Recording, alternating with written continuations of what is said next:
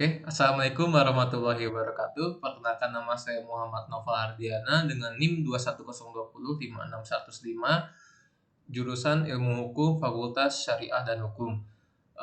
Dalam video ini saya akan menjelaskan materi apa saja yang saya tangkap dari mata kuliah Sosiologi Hukum.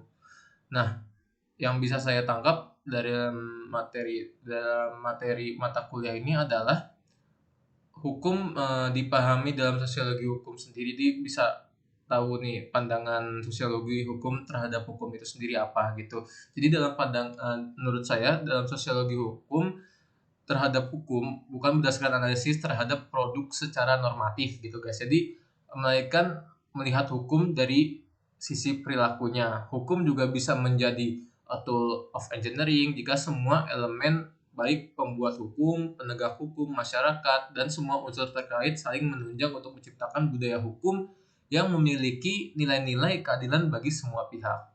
Dengan kata lain, menurut saya, hukum itu sendiri sebagai refleksi dari apa yang dipraktekkan oleh masyarakat, dikarenakan dengan masyarakat ini saling berpegang erat.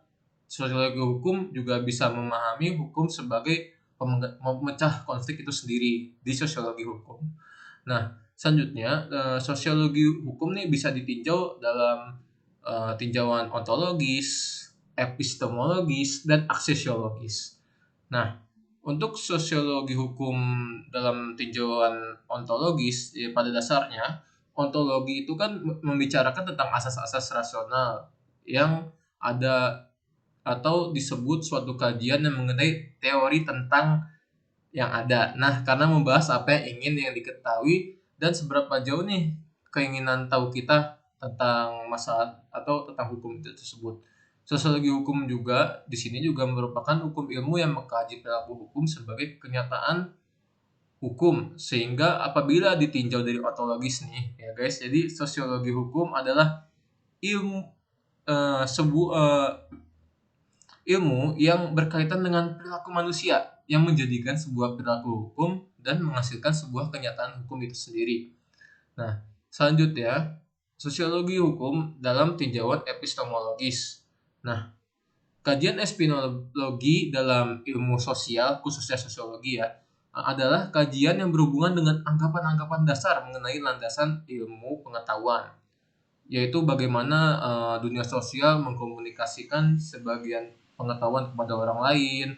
Dan epistemologi sosiologi hukum juga merupakan filosofi nih, yaitu refleksi kritis tentang pengetahuan mengenai sosiologi hukum serta apa yang kita ketahui di bidang sosiologi hukum itu sendiri. Nah, selanjutnya sosiologi hukum dalam tinjauan aksesiologis. Nah, dalam kaitannya sosiologi hukum dengan aksesiologi, yaitu berkaitan dengan pernyataan seperti contohnya nih guys ya, apa sosiologi hukum yang digunakan, bagaimana sosiologi hukumnya dengan kaidah moral, atau bagaimana penentuan objek yang telah berdasarkan pilihan pilihan moral. Jadi oleh karena itu aksesiologi dalam sosiologi hukum memberikan sumbangan besar, contohnya seperti membantu landasan etis dan konteks riset dan penelitian khusus dalam sosiologi hukum. Nah, itu tinjauan dalam aksesiologis. Dan yang kedua itu kayak penyelesaian suatu masalah sosial hukum yang berkaitan dengan moral dan etika yang mendepankan rasionalitas, reliable, faktual, dan validitas tentunya.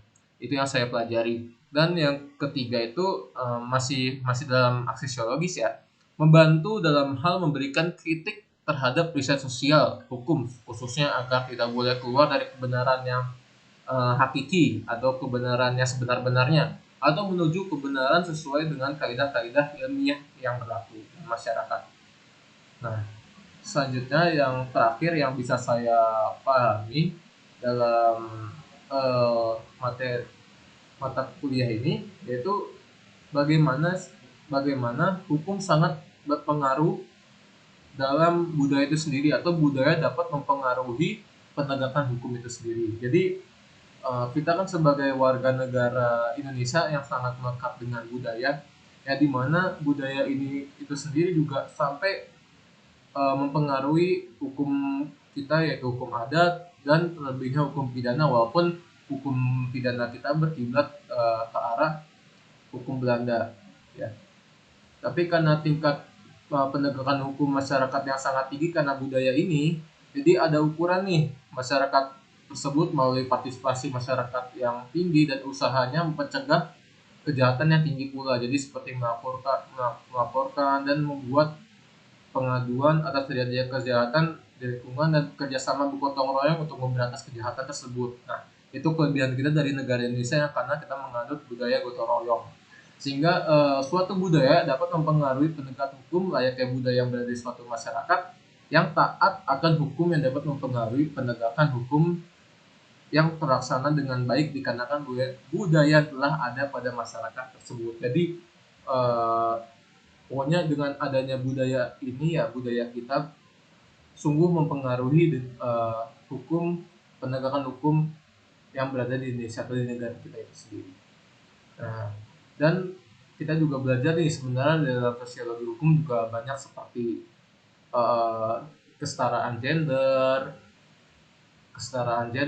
dan juga kita juga bisa belajar bagaimana hukum itu juga dipengaruhi besar oleh politik ya. Jadi kita bisa belajar juga di mata kuliah tersebut sosiologi hukum. Karena itu yang bisa saya tangkap juga. Sebenarnya masih banyak, tapi ini saya jelaskan seadanya dan poin-poin pentingnya, poin-poin besarnya yang saya tangkap dari mata kuliah ini.